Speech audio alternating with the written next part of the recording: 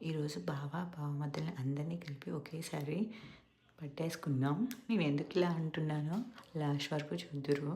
వీళ్ళు చిన్న అబద్ధం ఆడారండి. అది ఏంటి అనేది లాస్ట్‌లో మీకు కనబడుతుంది. అది అంత ఈజీగా ఎలా చెప్పేసారురా బాబు అనుకుంటారు.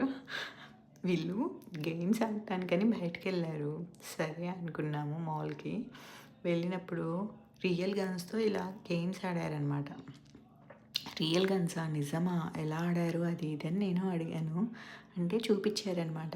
అంటే ఒక్కొక్కళ్ళు కాల్చినప్పుడల్లా చూస్తున్నాం. ఇలా చూస్తున్నారు గదా! అవన్నీ బుల్లెట్స్, రియల్ బుల్లెట్స్. వాళ్ళకి పాయింట్స్ ఇస్తారంట అలా.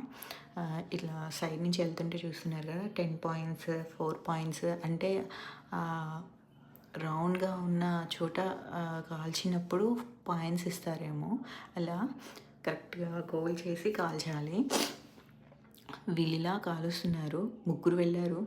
మా మరిది గారు, మా హస్బెండ్, మా బ్రదర్ వెళ్లారనమాట.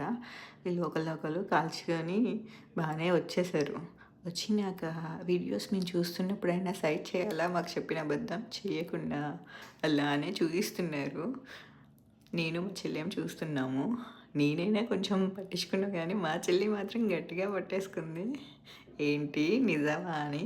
వాళ్ళు చెప్పింది ఆమె పట్టేసుకుంది. ఏంటిదంటే, వాళ్ళు తీసుకెళ్లరు, లేడీస్ రారు అన్నారు. నిజమేమో అనుకున్నాము. లేడీస్ ఎక్కువ రారేమో అనుకున్నాము. తీరా చూస్తే లాస్ట్‌లో ఒక చిన్న క్లిప్పు మాకు కనబడిందనమాట. దాంతో మేము పట్టేసుకున్నాం. ఇక్కడ చూస్తున్నారా? గన్ కాలుస్తుంటే లైట్ కూడా వస్తుంది. ఆవ్! చూసారా? భలే వస్తుంది. ఆ సౌండ్ మాత్రం బీభత్సమైన సౌండ్ అండి. రియల్ గన్స్ ఇంట్లో కాలిస్తే ఎలా సౌండ్ వస్తుందో మాకు ఫోన్‌లో కూడా అలానే వస్తుంది.